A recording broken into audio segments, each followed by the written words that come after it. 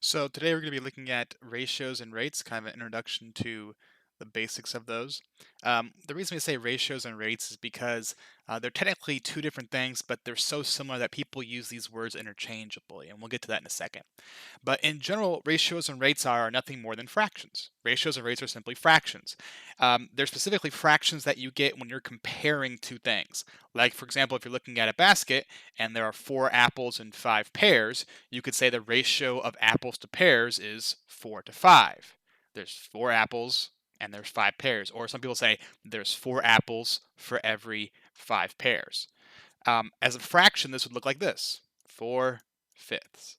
These are the exact same thing, just said two different ways. That's why I said ratios and rates, sorry, are basically just fractions that compare two different things. And of course, you can switch it around. You can say pairs to apples. That'd be 5 to 4 because it's 5 pears for every 4 apples, or 5 to 4 if you want to write it as a fraction. Again, all this is comparing two different things in the form of a fraction. That's all a ratio and rate is taking two different things that you're comparing and putting them together as a fraction so you can see how many of one thing you have for how many of another thing. I have 4 apples for every 5 pears.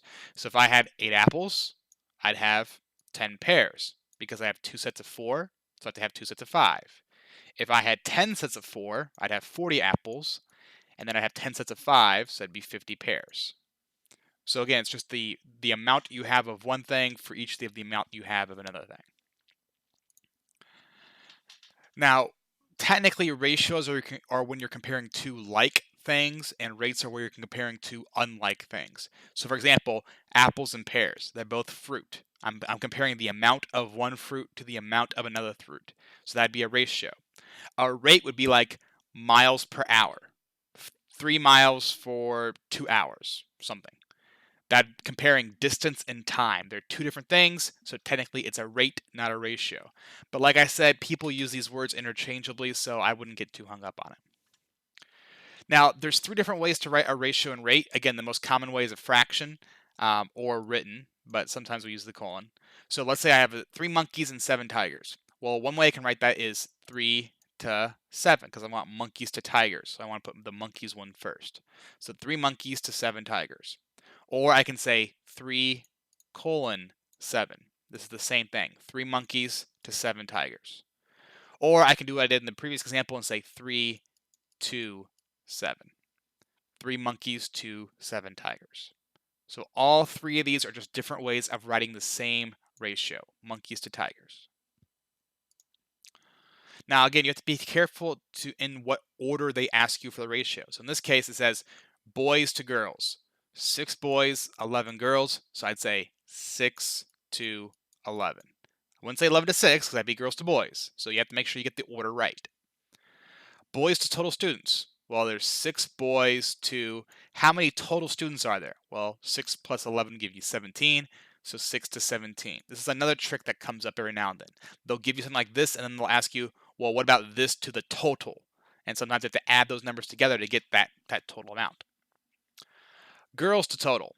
Well, that'd be 11 to 17. So same thing as before, still have the total students, so still 17. It's just we have girls in front instead. Again, this is a ratio technically because I'm comparing the amount of one to they're all students. So the amount of boys to the amount of girls, comparing person to person. This would be an example of a rate because it's distance to time, two different things.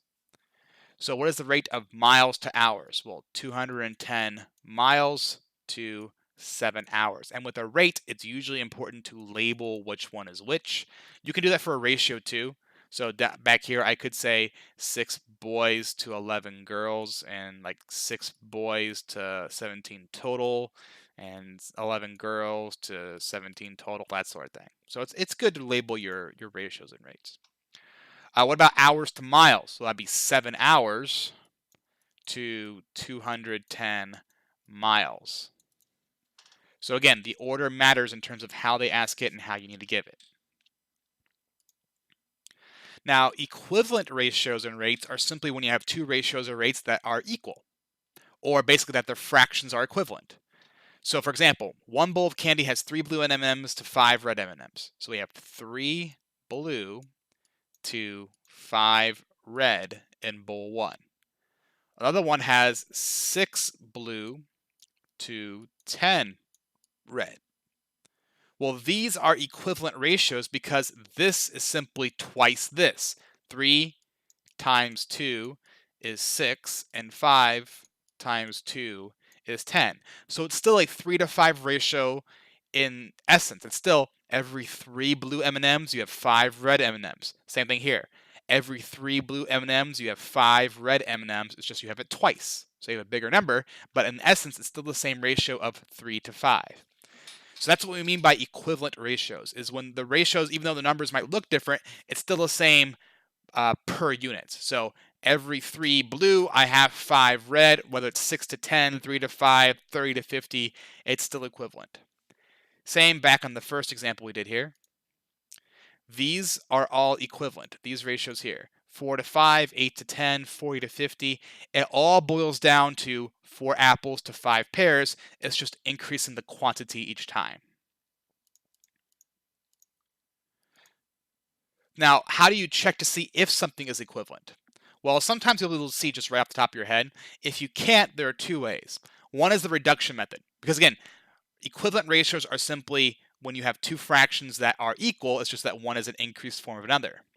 So we have 6 roses to 8 tulips. So 6 roses to 8 tulips versus 3 roses to 4 tulips.